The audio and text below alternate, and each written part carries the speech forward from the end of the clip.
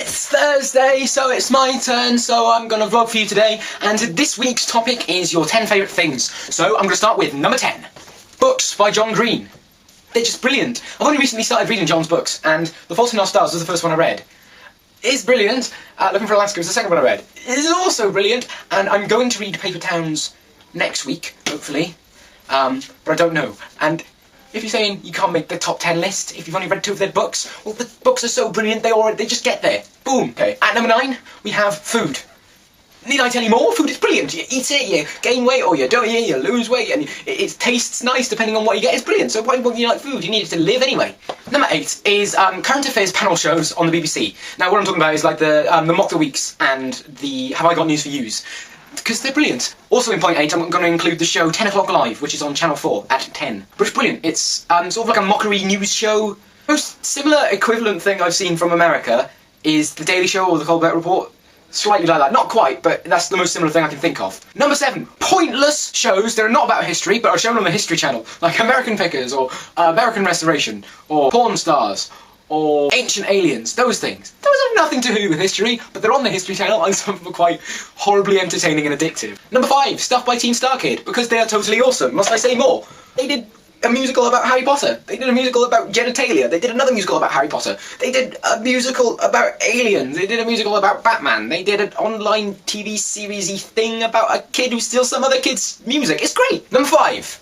The writings of the author Douglas Adams. He wrote the Hitchhiker's Guide to the Galaxy series, and he also wrote the Dirk Gently series, and he's awesome. He writes some brilliant science fiction, and it's brilliantly funny and brilliantly clever, and if you haven't read anything by Douglas Adams, I strongly recommend you do. Number 4, Harry Potter.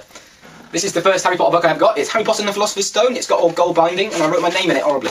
But there he goes, that's Harry Potter.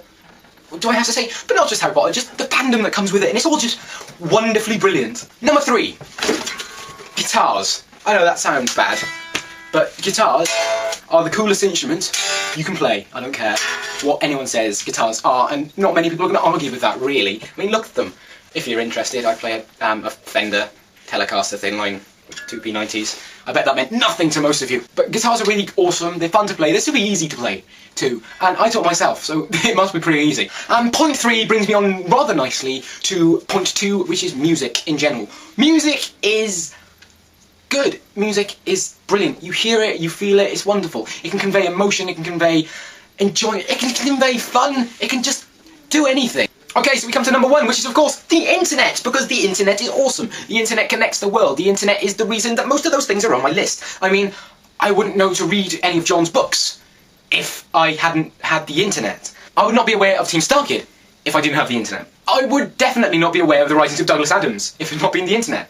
Also, I definitely would not have read the Harry Potter series if not for the internet. Little extra thing, I'm going to be on holiday next week in the lovely, lovely sunny Spain. Or at least I hope it will be sunny anyway. Therefore I cannot upload a video on the Thursday because I won't have an internet connection.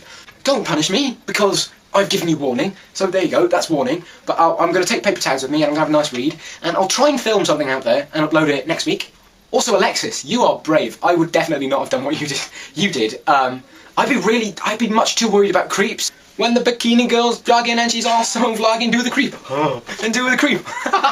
But yeah, I will see you next week. No, I won't see you next week. I will see you the week after next. Hwyl fawr, peidiwch ag anghofio bod 'na'n anhygoel.